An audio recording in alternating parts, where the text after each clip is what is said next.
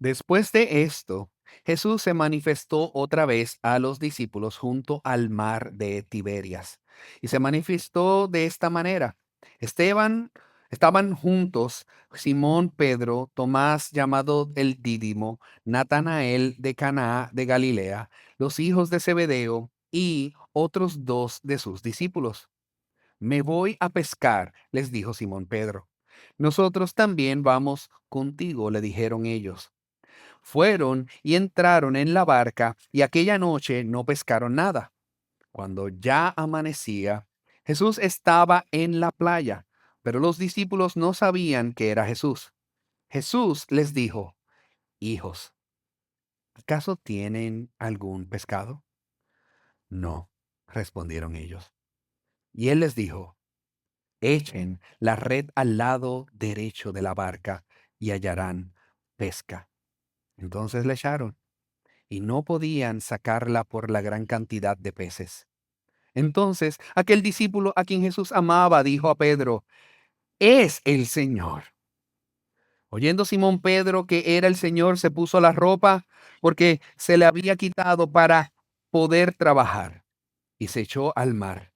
Pero los otros discípulos no estaban lejos de tierra, sino a unos 100 metros, arrastrando la red llena de peces.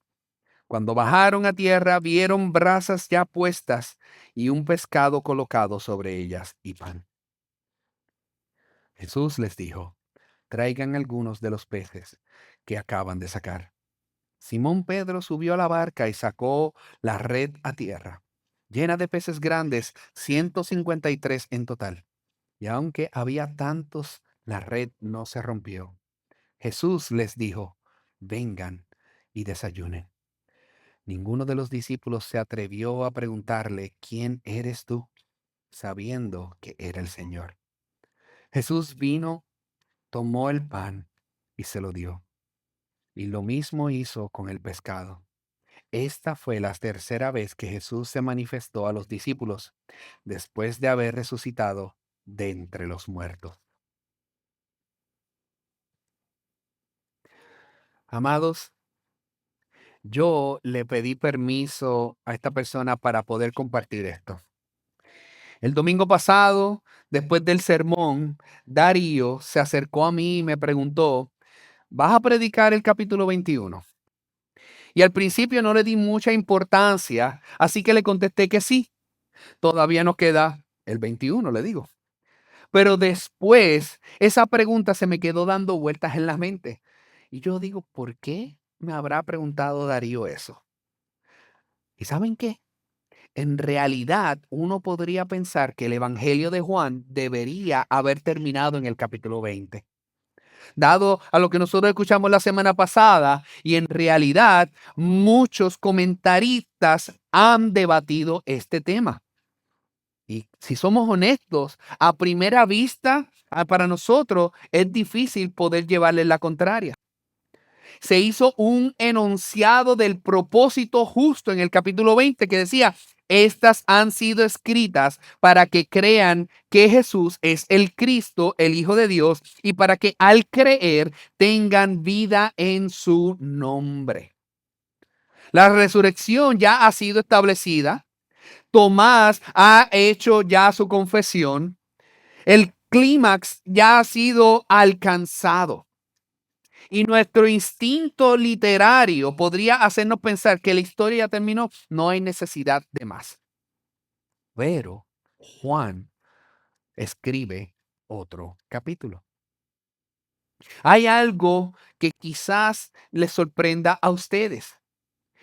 No existe un solo manuscrito en toda la historia de la iglesia, ni una sola copia del Evangelio de Juan que termina en el capítulo 20. Cada manuscrito incluye el capítulo 21. Lo que significa que Juan, inspirado por el Espíritu Santo, sabía exactamente lo que estaba haciendo cuando escribió un capítulo más. El capítulo 20 responde a la pregunta más importante jamás que se haya hecho, que jamás se haya hecho. ¿Ha resucitado Jesús?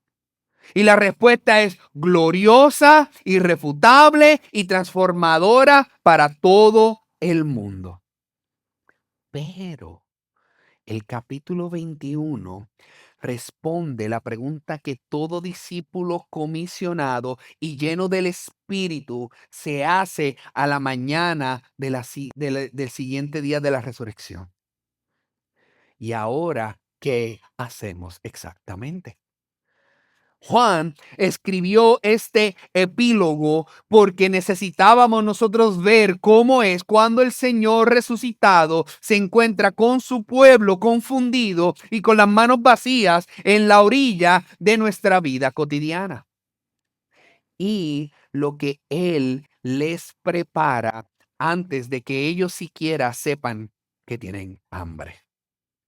Jesús, el Jesús resucitado, no deja a su pueblo en su confusión ni en su fracaso, sino que los encuentra en su vida cotidiana para proveerles, para restaurarlos y atraerlos a su misión en marcha. Juan 21. El Cristo resucitado le da a su iglesia, a una iglesia desorientada y con manos vacías, dos razones inquebrantables para dejar de pescar con sus propias fuerzas y lanzar cada red a su palabra. Porque la misión es nuestra, pero la pesca siempre es suya. Lo primero que nosotros vemos en los versos 1 al 7 es, hay un momento en la vida en que todo creyente, y si has caminado con Cristo un tiempo suficiente, sabes exactamente cómo se siente esto. Cuando la resurrección es históricamente real, pero existencialmente distante. ¿Tú lo crees? ¿Tú lo confiesas? ¿Y tú lo defenderías? Y sin embargo, parado en medio de un martes común y corriente, todavía no te ha dicho qué hacer con tus manos. Eso es exactamente donde nosotros nos encontramos y nosotros vemos ahora a los discípulos en el capítulo 21. La tumba ya está vacía, el Señor ha resucitado, se ha aparecido ya 2 veces a través de puertas cerradas con llave, ha hablado paz sobre sus aterrorizados amigos, ha soplado el Espíritu sobre ellos y los ha comisionado con palabras que deberían haber encendido el mundo en llamas completamente. Como el Padre me ha enviado, yo también los envío a ustedes. Y sin embargo, ¿dónde ellos están? Están de vuelta en Galilea, parados en la orilla de la única vida que ellos conocieron antes que Jesús. Y Pedro dice estas palabras que son bien humanas para nosotros en el Evangelio. Me voy a pescar. Y 6 de ellos adicionales están a la deriva, dicen, ¿sabes qué, Pedro? Nosotros nos vamos contigo también a hacer eso. Antes de que nosotros nos apresuremos a nosotros juzgar a estos hombres, el texto no los juzga. Porque ellos no han abandonado al Señor, pero ellos tampoco están viviendo todavía con la claridad que se establece en Pentecostés cuando nosotros lo vimos en Hechos capítulo 2. La resurrección ha sucedido, pero sus implicaciones todavía no se han asentado en sus huesos, en su ser más interior. Lo que el texto nos muestra es algo mucho más reconocible para nosotros. Cómo es ser genuinamente redimido, cómo es ser genuinamente comisionado y cómo estar genuinamente confundido. Sobre cómo esas dos realidades se conectan con el momento que estás tú parado ahora mismo. Nosotros conocemos a esa persona porque nosotros somos esa persona. El padre o la madre que sabe que está llamado a discipular a sus hijos, pero que busca distracciones porque se siente incómodo o incómoda en cumplir esa tarea. El creyente que entiende que siente un llamado a servir a la iglesia, pero que no termina de conectar ese llamado con el lunes por la mañana. ¿Qué debe de hacer? Amados, eso no significa que nosotros somos apóstatas, no somos rebeldes. Es que somos personas que hemos recibido la resurrección como un hecho, pero que todavía no hemos aprendido a recibirla como una forma de vida. Y así que ellos se van a pescar toda la noche. Y esa noche no pescaron nada. No pasen por estas palabras rápido, amados. Ya nosotros hemos dicho esto en otros sermones a lo largo de este evangelio de Juan. Juan usa la noche con un peso teológico deliberado. La noche es donde Nicodemo fue a Jesús con miedo de ser visto en la luz. La noche es donde Judas desapareció para traicionar al Señor. La noche no es meramente una hora del día para Juan, es una condición, un retrato de cómo es la vida cuando se vive a distancia de la luz del mundo. Y en este momento, en la noche, es que los discípulos están pescando. La red vacía no es un castigo, pero sí es un diagnóstico. Es el retrato honesto y sin sentimentalismos del Evangelio sobre lo que toda vida y todo ministerio termina descubriendo cuando opera fuera de la dirección viva del Cristo resucitado, que sin Él nada podemos hacer.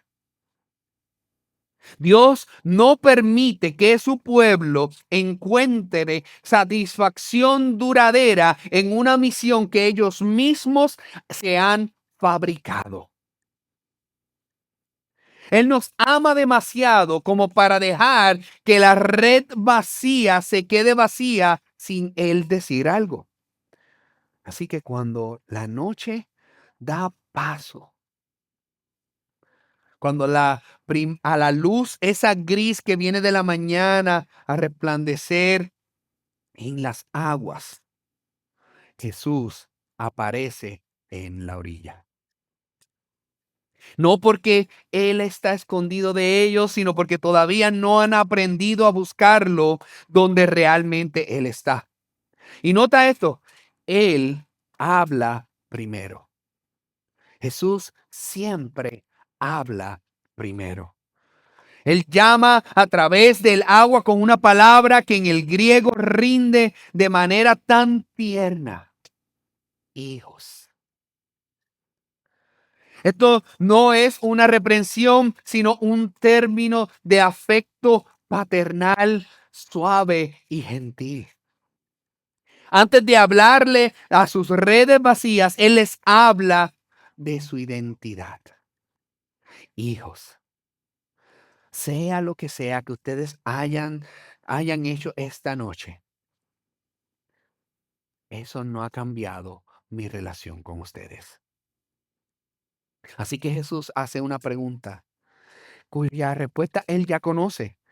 ¿Acaso tienen algo de comer? Su pregunta no es porque Él no lo sabe. Él lo pregunta porque Él quiere que ellos lo confiesen, que lo digan. Y ellos responden simplemente no. Una palabra. Sin pescado, sin éxito, sin explicación. Amados, ese no es un no honesto, es la puerta por la que entra la gracia. Y en el momento en que ellos lo dicen, Cristo responde, echen la red al lado derecho del barco y hallarán. Ellos han trabajado en ese lago toda su vida. Y una figura parada en la orilla que ellos todavía no han reconocido, a quien todavía no lo reconocen, les dice que prueben al otro lado del bote. ¿Por qué razón entonces ellos hacen caso a un desconocido en ese momento? Muchos comentaristas han lidiado con esta pregunta, pero quizás la respuesta más honesta sea la más pastoral. Cuando tú has estado pescando toda la noche sin atrapar nada y una voz llega desde la orilla con una autoridad tranquila y una palabra específica y tú escuchas. Tú no escuchas porque hayas identificado al que habla, sino quizás porque el vacío que finalmente has tú recibido te ha hecho enseñable. La red vacía puede haber hecho ya el trabajo de ser el terreno fértil para tú comenzar a recibir. Ellos están listos ahora para recibir dirección que ellos mismos no generaron. Ellos echan la red y de repente esa red se llena de vida. Los peces que se apretujaban entre los cordeles, la red comienza ahora a llenarse. Juan dice que no podían ni siquiera alarla dentro del bote. Momentos antes, esas redes estaban vacías y ahora están rebosando. Y al punto que no es una técnica de pesca lo que está queriendo decir, el punto es la presencia de Cristo.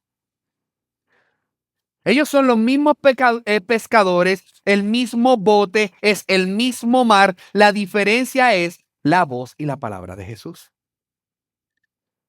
Antes, en el Evangelio, Jesús les había dicho en el capítulo 15 de Juan, separados de mí, nada pueden hacer. Esa frase no es una reprensión destinada para nosotros ser avergonzados. Es una verdad liberadora destinada para nosotros humillarnos. Porque gran parte de la vida cristiana nosotros se pasa tratando de producir fruto con nuestras propias fuerzas. Nosotros nos esforzamos más, nosotros planificamos mejor, nosotros nos organizábamos con más cuidado, manejamos nosotros los resultados. Todo es, tengo que hacer yo estas cosas externas. Pero la misión de Dios nunca ha sido sostenida por la competencia humana. Es sostenida por el Cristo vivo. Estos hombres no se convirtieron en mejores pescadores en los últimos 5 minutos. La diferencia es que el Señor del mar ahora está dirigiendo las redes. Iglesia, esa verdad está destinada para formar la manera en que nosotros pensamos sobre la misión que se nos ha encomendado. Nosotros estamos llamados a lanzar las redes, estamos llamados a proclamar el evangelio, estamos llamados a amar a nuestros vecinos, a servir a la iglesia, a discipular a nuestros hijos, a dar ánimo a los santos que están cansados. Eso es obediencia real. Pero la cosecha no viene de ustedes, viene del Cristo resucitado. Esa verdad cultiva algo glorioso en el corazón del creyente. Humildad. Porque nos libera de la carga aplastante de nosotros pensar que el reino de Dios tiene éxito o fracasa según nuestra efectividad. Nos recuerda que somos siervos en una historia que Él, Dios mismo, es el que está escribiendo.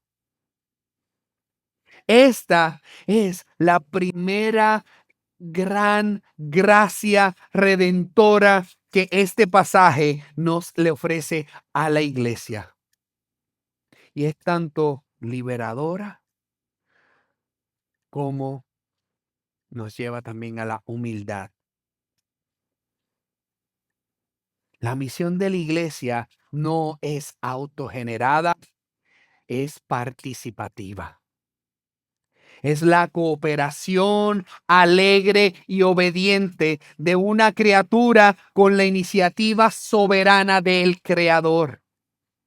Nuestro papel en la misión de Dios es real. La red era de ellos. Los brazos cansados que lanzaron eran de ellos. La obediencia era de ellos. Pero el fruto pertenece completa y enteramente al Cristo resucitado. Cada alma que jamás haya sido reunida en el reino de Dios ha sido también reunida porque el verdadero pescador habló y las aguas obedecieron. Nosotros lanzamos, Él es el que atrapa. Nosotros vamos, Él es el que edifica. Nosotros plantamos, Él es el que da crecimiento. Y la iglesia que aprende a habitar en esta verdad descubre que no es una degradación de su importancia, es una liberación de una carga que nosotros nunca fuimos diseñados para nosotros cargar. Amados, esto nos rescata a nosotros de dos errores opuestos que silenciosamente acechan a toda congregación. El primero es la desesperación. La creencia agotadora y silenciosa que Dios da en la misión para nosotros y que depende su éxito o su fracaso en la calidad de nuestras estrategias. Que la fortaleza de nuestro liderazgo, el tamaño de las plataformas, es lo que hace que una iglesia prospere. El pastor que se queda despierto por la noche convencido de que si no resuelve esto, la iglesia va a fracasar. El misionero que mide su valor por el número de personas que se convierten. El líder del grupo pequeño que carga el peso espiritual de cada persona en la sala como si fuera su propia responsabilidad producir transformación. No podemos nosotros producir transformación. Solo Dios produce eso. Eso no significa que estas sean malas personas. Son personas que han confundido su papel con el de Cristo. Y el peso de eso los está quebrantando. La red vacía es la misericordia de Dios para ellos. Separados de mí, nada pueden hacer. El segundo error es la pasividad. Es la suposición de que, dado que Cristo, Dios es soberano, nuestra participación es innecesaria, que la oración va a reemplazar nuestra preparación, que la confianza significa abdicación, que como la cosecha le pertenece al Señor, nosotros somos opcionales. Pero nota esto. Jesús no llena la red mientras los discípulos están sentados en el bote. Él les ordena que la lancen. La obediencia sí importa. La fidelidad sí importa. El lanzamiento es nuestro, pero la pesca es de Él. Ambas cosas son una verdad simultánea. Y en el momento en que una de ellas se pueda derrumbar, cualquiera de esos lados, nosotros hemos perdido la forma del reino. Pero de repente, ante este evento, hay un clic en el autor, que es Juan mismo. El reconocimiento no llegó a él primero a través de la vista, sino a través del patrón de la gracia. El discípulo amado ve lo que está pasando y él cae de cuenta. Solo una persona puede hablar así al mar.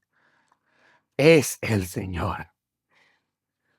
Esas palabras simples. Y Pedro hace lo que Pedro siempre hace. Oh, amado Pedro.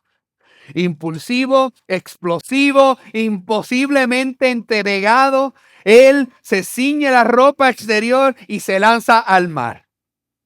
Hay algo gloriosamente irracional en Pedro en este momento. Nadar hasta la orilla con una túnica enrollada. Amado, eso no es eficiente. Mientras más ropa tú te pones, más difícil se te hace nadar. No es nada digno, no parece desde ningún punto de vista práctico. Él no, se ve que no fue sabio ni siquiera para utilizar su energía, Pedro. Pero el amor por Jesús jamás ha sido eficiente. Y el texto no corrige lo que él está haciendo sus brasas mientras está nadando al Cristo. Hay algo muy humano en la respuesta de Pedro.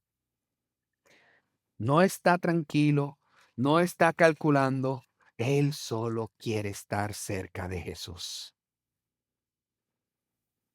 Pedro se mueve primero con un amor que lo que hace es empujarlo a una devoción en actuar. Una devoción que busca cerrar esa distancia que había. Una devoción que no esperaba en el bote cuando el Señor está a la orilla. Por otro lado, el discípulo amado fue testigo de ese primer amor que agudiza la percepción, el amor que nota que lo que otros han pasado por alto, el amor que nos entrena a nosotros para reconocer los lugares donde el Señor está actuando y que nosotros menos esperamos. Y amada iglesia, nosotros necesitamos ambos. Nosotros necesitamos aquellos cuya intimidad con Jesús les da los ojos para verlo en lugares donde muchos de nosotros estamos demasiado ocupados para notar. Que nos dicen para animarnos, mira, es el Señor que está aquí. Él está obrando en esta situación. Él está presente en este lugar. Él es el que está detrás de todo esto. Pero también necesitamos aquellos que cuando escuchan, no solo reconocen, sino que se mueven hacia Él. Los que se ciñen la ropa y van. Los que dejan que el reconocimiento de Cristo produzca en ellos no solo una conversación teológica, sino una respuesta física. Aquí es donde el texto se dirige a ustedes, amados. Porque la pregunta que el pasaje nos está poniendo a nosotros, a cada uno de nosotros, es cuando la voz llega desde la orilla, cuando el Cristo resucitado habla su palabra a las circunstancias particulares de tu vida y tu llamado, ¿cómo estás respondiendo? Algunos de nosotros estamos ahora mismo en ese bote. Hemos estado trabajando fielmente a través de una larga noche, bien larga, meses de noche, en relaciones que se han sentido distantes por meses, en una vocación donde estamos haciendo todo lo que nosotros sabemos y las redes siguen saliendo vacías. Algunos de nosotros estamos en el bote porque todavía no hemos respondido honestamente a su pregunta. Hijos, ¿tienen algo de comer? En otras palabras, Él nos está preguntando, hijo, hija, ¿qué estás haciendo? ¿Estás dando fruto? Lo que estás haciendo te está acercando a mí. Lo que estás trabajando refleja el esplendor de mi gloria para lo que te he salvado. Este pasaje nos recuerda a nosotros esta gentil y preciosa verdad. El Cristo resucitado no se ha apartado de su iglesia. Él todavía está parado a la orilla de nuestra debilidad y Él todavía habla a nuestros ritmos ordinarios de nuestras vidas. Él todavía llena redes que el esfuerzo humano no puede llenar. Luego el texto nos mueve a los versos 8 al 14. Ya sabemos que Pedro está en el agua. Los demás discípulos se quedan en el bote. Están arrastrando el peso imposible de la pesca, como unos 100 metros hasta la orilla. Juan anota el detalle con esta especificidad de como un testigo ocular. Y Pedro está nadando. Los dejó con la red, ellos están remando y 153 peces. Y se lanzó al mar en el momento en que escuchó, es el Señor. Ningún grado de sensatez ha podido jamás competir con su necesidad de estar cerca de Cristo, del Cristo resucitado. Cuando los discípulos llegan a la orilla, encuentran algo que hace que la narrativa vaya despacio. Hay detalles que ellos están observando. El Señor resucitado está inclinado sobre un fuego de carbones, cocinando el desayuno. El narrador ha usado estas palabras en los manuscritos originales. Este fuego de carbones solo se utiliza otra vez en el Evangelio y es en el capítulo 18, que fue en el patio del sumo sacerdote, donde Pedro estaba buscando calor junto a un fuego, preparado por los enemigos de Jesús y quien él negó 3 veces. Este fuego fue el lugar de mayor fracaso de Pedro. Y ahora, aquí en la orilla de Galilea, un fuego de carbones arde nuevamente. Pero este fue preparado por el Señor mismo.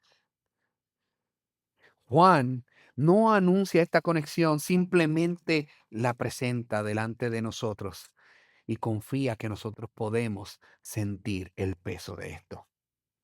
Esto es lo que hace la gracia del Cristo resucitado.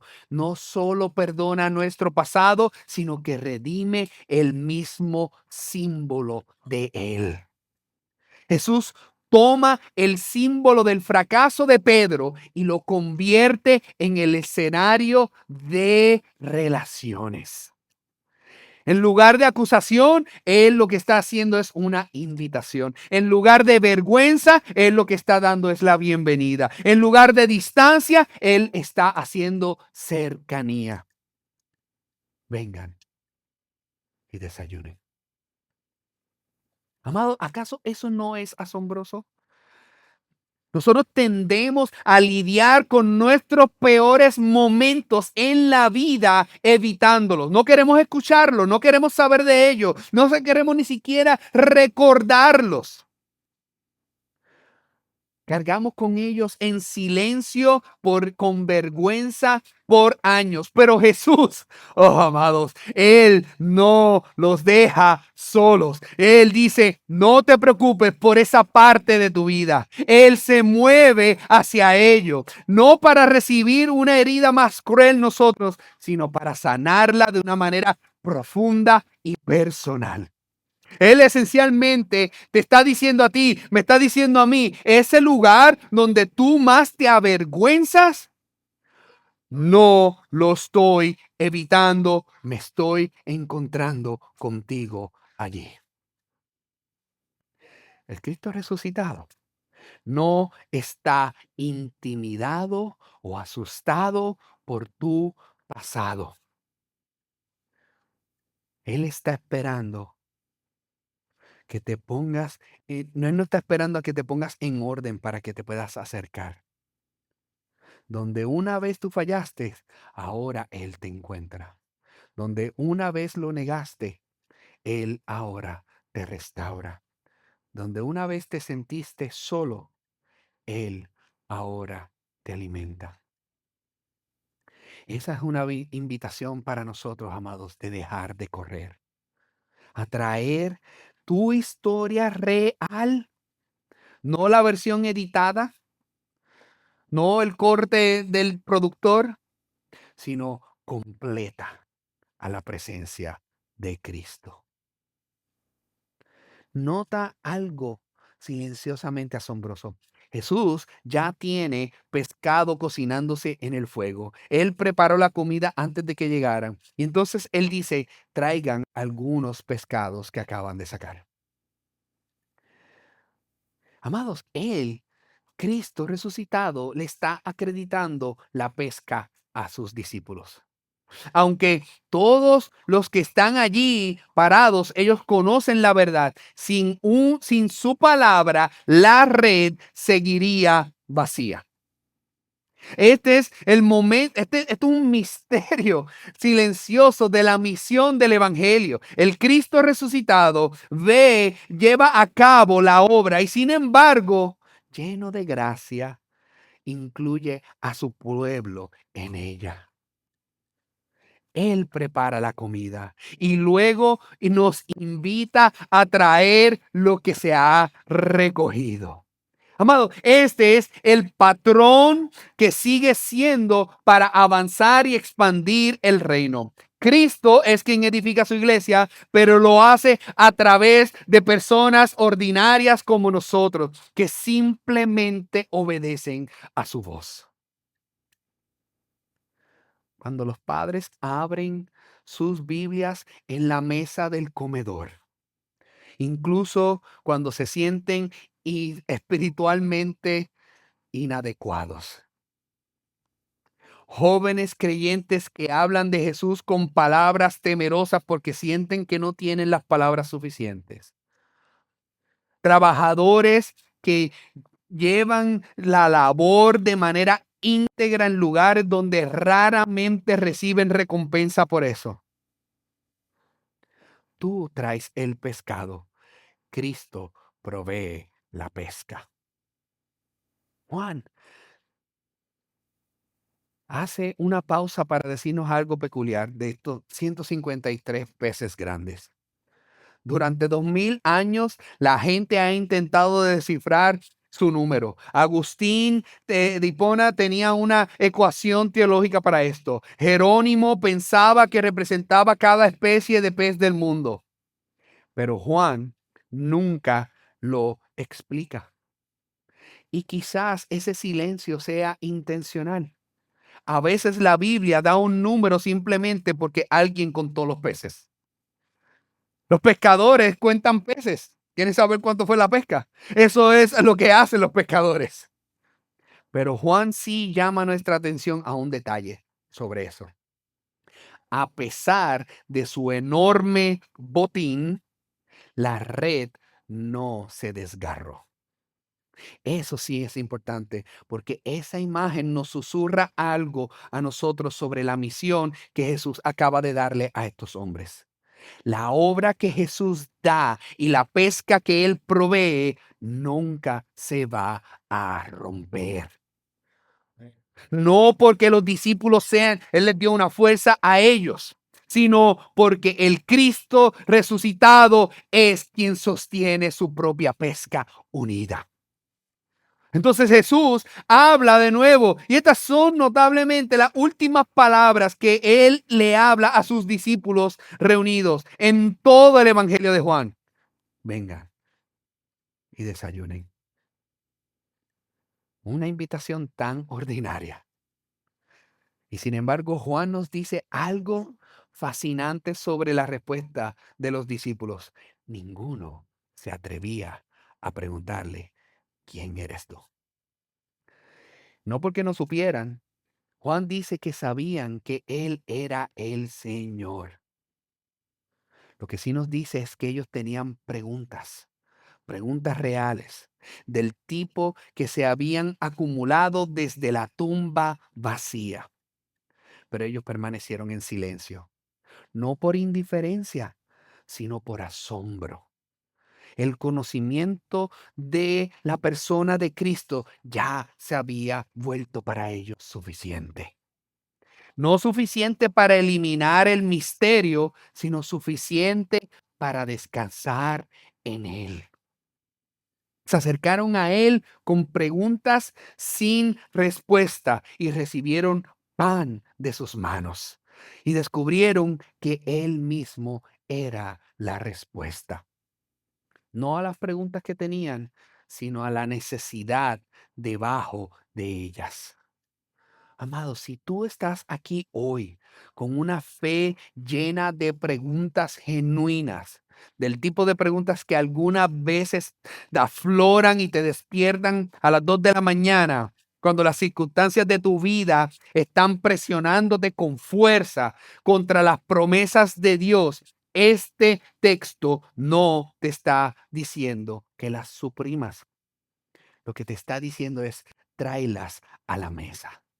Siéntate, recibe pan que Él está ofreciendo. Sea alimentado por el dador de vida y descubre que el que te alimenta es más grande que las preguntas que puedes tú traer contigo. Y al hombre o a la mujer en esta sala que ha estado calladamente convencido de que su contribución a la misión de Dios es demasiado pequeña o demasiado ordinaria o demasiado tarde o demasiada marcada por el fracaso pasado. El Cristo resucitado está parado junto al fuego encendido antes de que tú llegues, te está mirando a los ojos y te está diciendo, trae lo que tienes. No porque lo necesite, sino porque Él ha elegido honrarlo. Siempre ha habido un lugar reservado para lo que tú traes, amados. ¿Cómo se da a conocer el Señor resucitado a su iglesia? La respuesta de este epílogo es tanto humillante como gloriosa. Él se da a conocer en la orilla de nuestra vida ordinaria, en la madrugada después de la larga noche, cuando las redes están vacías y nuestras manos están cansadas ya. Y nuestras preguntas todavía no tienen ninguna respuesta. Y la misión se siente cada vez más grande que las personas mismas sienten que pueden cargar. Para esas personas, para aquellos de ustedes que todavía que ustedes piensan que no son todavía del Cristo, porque no se han arrepentido de sus pecados y no han confiado en Él, que ustedes siguen cargando el peso de una vida que ustedes mismos han estado pescando toda la noche en la oscuridad y que sigue saliendo ustedes con las manos vacías. El Cristo resucitado no está esperando a que tú pongas todo en orden antes de hablar. Él ya está en la orilla. El fuego ya está encendido. Y su primera palabra para ti es la misma que le dio a sus discípulos confundidos con las manos vacías al amanecer en una playa en Galilea. Ven y come. No vengas explicándote. No vengas a demostrar su dignidad. Ven y come. La comida que Él ofrece es su propia vida, su muerte en tu lugar, su resurrección en tu esperanza, su presencia es tu porción. Solo tú necesitas arrepentirte y creer. Pero tal vez hay algunos aquí que sí ya son de Él. Y por años has comido del fuego, conoces el fuego, el pan y la voz de Él desde la orilla. Y la invitación del texto no es a aprender algo nuevo, es a recibir algo nuevo. La cosecha hacia la que estás trabajando le pertenece a Él. Las redes que estás arrastrando le pertenecen a Él. Las preguntas que tú estás cargando le pertenecen a su mesa. El pescado que traes, por poco que sea, por inadecuado que se sienta en tus propias manos, Él lo recibe de ti. Y Él lo va a incluir en lo que Él está preparando. Lanza tus redes a su palabra. Trae lo que Él te da. Ven y come.